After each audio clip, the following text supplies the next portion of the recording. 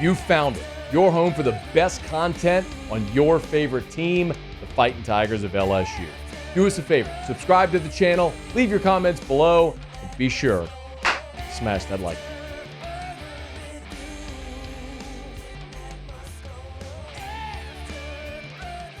All right, Brian Kelly met with reporters in Baton Rouge after practice on Tuesday. He updated some injuries, a lot of different stuff. But let's begin, if we could. Here was BK kind of laying out the timeline for the next couple of weeks as LSU builds their prep toward the Florida State opener down in Orlando. Today and tomorrow we'll do a little bit of Florida State, but we're not, fully into a Florida State practice.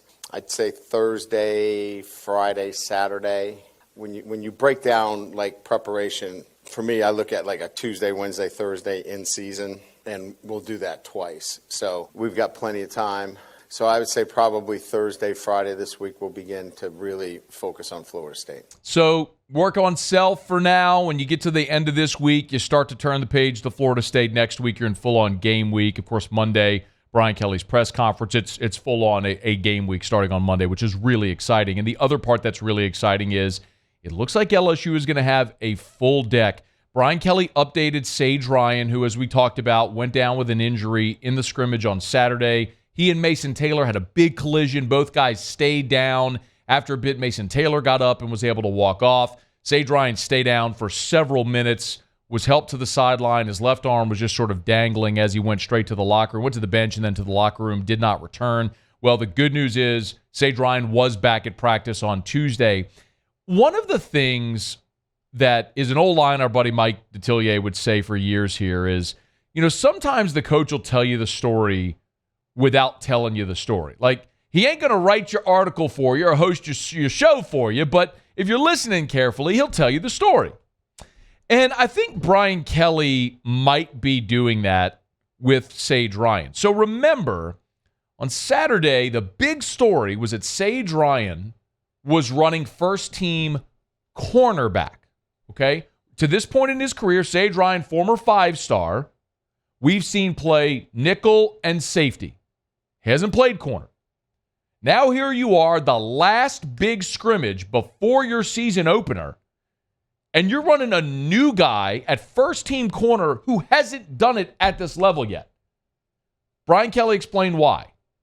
He has elite speed. I mean, he's a guy that can run in the high 21 range, so he's got the skill to have the kind of speed to play out there. The second thing, experience. And at that cornerback position, that's the one area that we're calling for experience. And I think the third is he's a pretty smart football player, so he puts himself in a pretty good position. One thing that we really are concerned about is making sure that we tackle the football. Sage has been a really steady tackler for us. So he brings a lot of those traits to that position and gives us flexibility.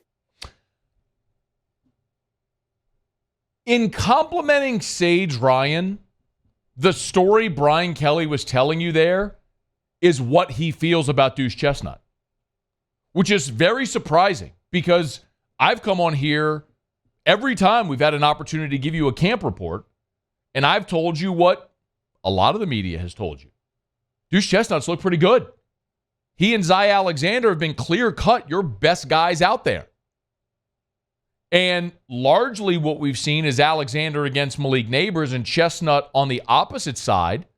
But this is a guy that last year was all ACC at Syracuse. He's a 2-year starter. So you hear Brian Kelly say of Sage Ryan, well, he's got great speed and he's got experience. No, he don't. Not at this position. So does Deuce Chestnut. Well, he's a smart player. So is Deuce Chestnut. And then he tells you we need guys that can tackle, because that was a problem a year ago. Brian Kelly, in complimenting Sage Ryan the way that he did, is telling you actually, we feel really good about Zy Alexander. What we don't feel good about is who is on the other side. See, part of the perception from Saturday's scrimmage could have been, well, look, you know what you got in Alexander and Chestnut.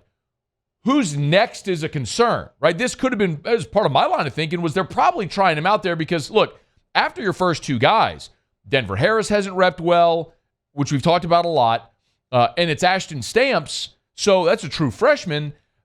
LaTerrence Welch is a sophomore. Like, who do you go to next? Well, let's try Sage Ryan there to see if we have another option, if he could do it. Better to find out now in a scrimmage than in a game when you absolutely need it. But really what Brian Kelly's telling you there is he don't feel good about any of those options. That's what he's saying in that story, in that answer. And sometimes, I know I've had this conversation a lot about why Brian Kelly has given us so much access. And the answer truly is most of us don't know what we're looking at anyway. It's not to say we can't tell like who's running or blocking or, who makes a catch or drops a pass. But what we don't know is what's your assignment? When you're a nickel, what is that guy supposed to be doing? Was this guy supposed to rotate over? Why did you get beat? Like, there's a lot of different things that could factor in that we don't know. We don't know the call. Offensively, we don't know the blocking scheme. We don't know the play calls. So in some respects, we know who's there, who's not there, who caught the ball, who didn't catch the ball.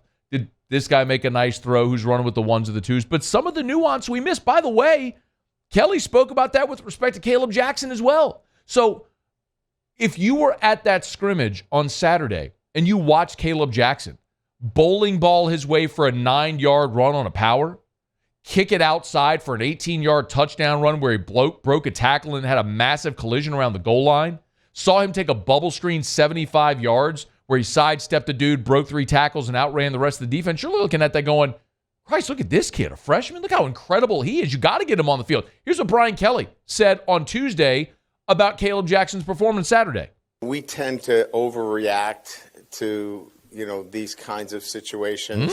Was that a product of bad tackling or was that great running, right? Maybe it's a little bit of both. Now, let's not take anything away from the kid. He's done a really good job. But there are other facets that he's going to have to continue to work on. We are really excited about his future here, but there's clearly more work to be done. Clearly more work to be done. I mean, the guy, look, and he was going against the second-team defense, and Parrish Shand, if you watch the 18-yard touchdown run, Parrish Shand was playing the left end, crashes down, gets his hand on and missed the tackle, another missed tackle in the backfield, and then a big collision around the goal line. So Brian Kelly said, yeah, look, great run, but got a problem with the defense as well. So there's always two sides to the coin, and Brian Kelly's telling you that there. Look, the great news is Brian Kelly also said Josh Williams, Logan Diggs, Armani Goodwin were all back. You had all 8 running backs at practice on Tuesday. So you have your full complement. But it goes to show you, and some of the things I've been told off the record is, look, man, Caleb Jackson's a talented guy, great runner, physicality, all that stuff, but he's got to work on blocking. He's got to know where he is. It's one of those things where maybe you have a handful of scripted plays for him, and that's his role early in the season until he maybe gets more comfortable. There's a lot of reasons to be excited about him, but there's still a long way to go, and there's some evidence to suggest that. So Brian Kelly is, in some respects, is telling you the story without blatantly and overtly coming out and saying it. So, man, we'll wait and see on Monday when that first depth chart comes out for the Florida State game to see who is the cornerback opposite Zy Alexander. That's one thing is for certain. Zy Alexander is going to be one of your starting corners. Who's the other one? Is Sage Ryan going to start at cornerback against Florida State? What an assignment to draw in the season opener on the road against a top 10 opponent. Jordan Travis in his 6th year as a starting quarterback. All those receivers, including Johnny Wilson, who's back for his senior season. Man, that would be a hell of a task. And listen, let's not forget, Deuce Chestnut from Syracuse played Florida State. I mean, he played him the last 2 years. So that's a guy that you would have some film and some familiarity with that offense, with that quarterback, with those receivers as well. And Brian Kelly said speed, experience, smarts, the ability to tackle, all the things he liked about Sage Ryan. In essence, he's telling you he don't feel good about those with the other guys he's got. If there's one thing, I was on SEC this morning with Peter Burns and Dari Noka, and they said, Matt, if there's one thing that keeps LSU from reaching its heights, what is it? Well, I said there's 2 things. It's the secondary and it's special teams. Special teams were awful last year. hope they're better this year, but we got to see it. Secondary, there's giant question, and that clearly continues to persist. Hey, thanks so much for watching. Please leave your comments. I love to interact, and be sure to hit the red subscribe button below.